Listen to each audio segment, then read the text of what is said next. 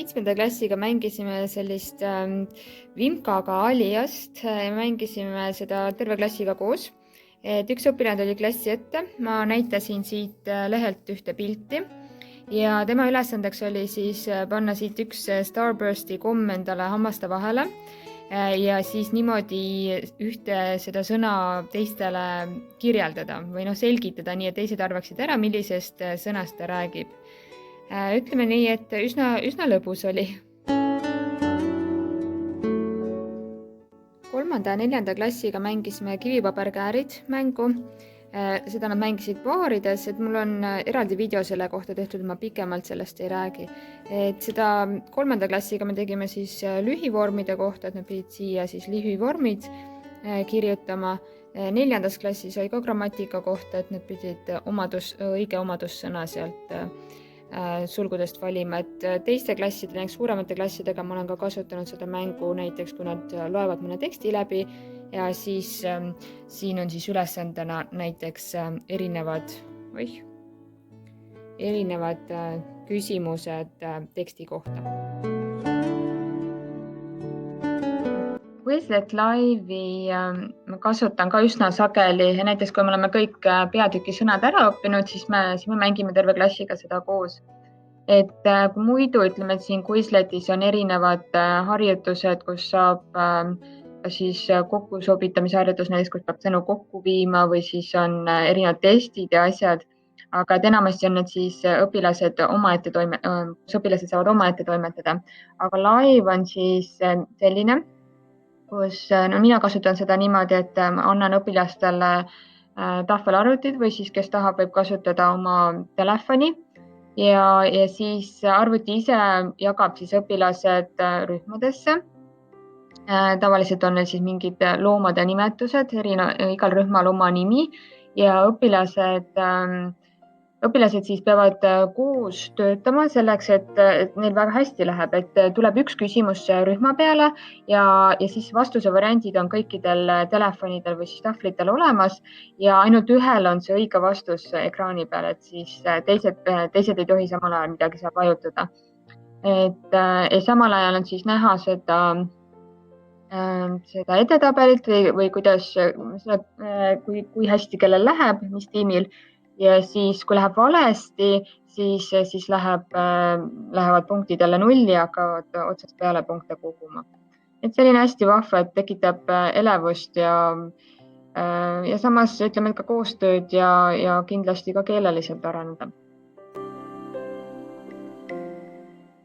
4. klassiga me vaatame iga neljapäeva hommikul nii-öelda sissejuhatuseks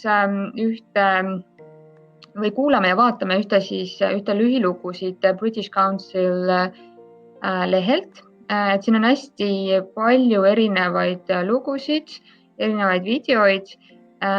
Et need ei ole väga pikad. Näiteks viimati me vaatasime Record Breakers, vaatasime seda videot ja siis pärast seda, kuna siin olid igast huvitavaid asju, siis me vaatasime YouTube'ist veel mõnda asja lähemalt veel neid rekordeid veel üle.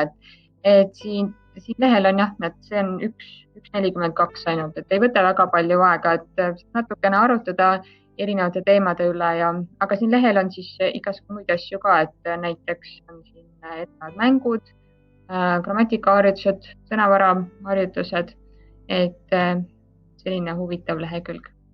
Unustasin veel öelda, et iga selle lühijutu juures on harjutused ka, et sellised harjutused, mida saab arvutis teha.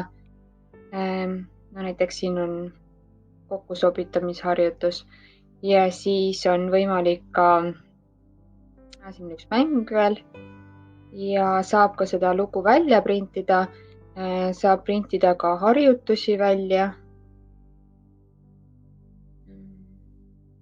Nii. Et siin on, et ei ole lihtsalt see, et tuleb vaadata juttu või vaadata seda videot ja kuulata juttu, vaid saab ka sõnavara harjutusi teha juurde. 7. ja 8. klassiga tegime sellist tähelepanutesti.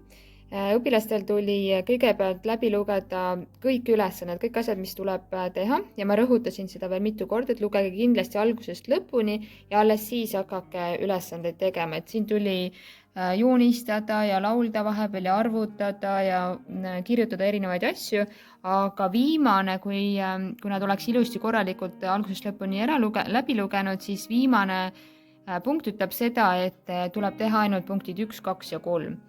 7. klassis oli ainult üks tütarlaps, kes luges algusest lõpuni läbi, aga tema oli varem ka sarnast testi teinud, nii et ta teadis. Kõik teised õpilased siis hakkasid kohe pihta.